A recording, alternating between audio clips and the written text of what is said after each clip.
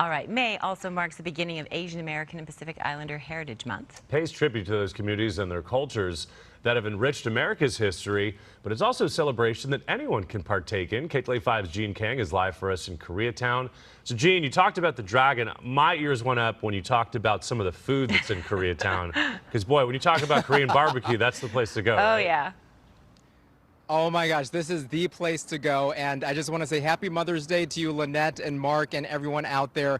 Just a beautiful day today. I was driving out here to Koreatown, and it was fantastic because we saw all of the balloons and the teddy bears and all the flowers for the moms out there on the corners, you know, people sending that out on the street vendors, and it's just a joyous feeling. But talking about the dragon, let's talk about that first.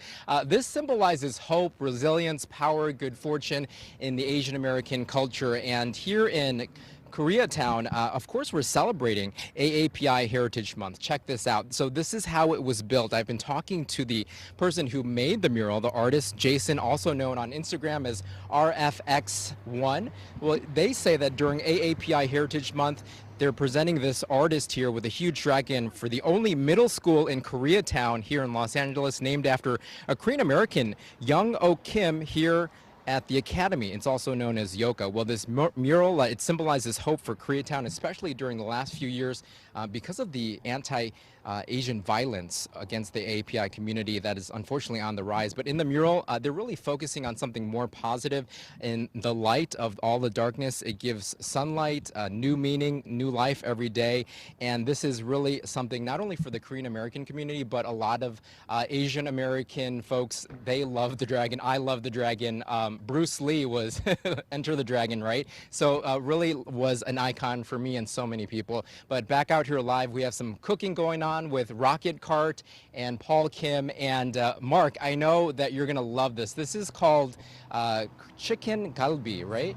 Spicy 닭갈비.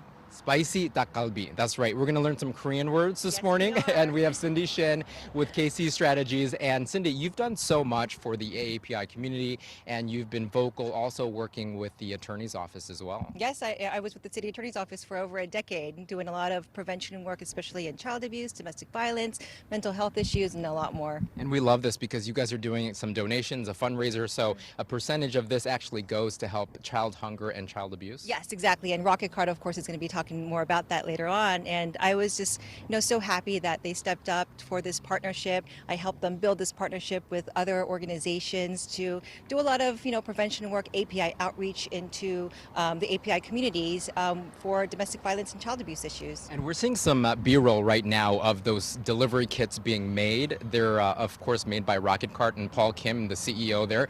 And this looks so delicious. I love Korean food, obviously, because I'm Korean American. But this is something that it's now becoming more popular in society at large. Yeah, if you think about it, just 5-7 years ago, when people talked about Korean food, it was K-BBQ, right? But now there's just a lot more when it comes to Korean food, and I think especially with the explosion of everything Korean, like K-pop, K-drama, and now K-food, a lot of interest surrounding Korean food. And even here in California, there's a Korea Kimchi Day on November 22nd. So how mainstream can it get, right? That is amazing. Who doesn't love Squid Game on Netflix, Exactly. right? And Pachinko on Apple TV. Exactly. But it really, because of all of this, as we take another live look out here, I'm gonna have to try that. That looks delicious. It's a burger. But take a look at your screen right now.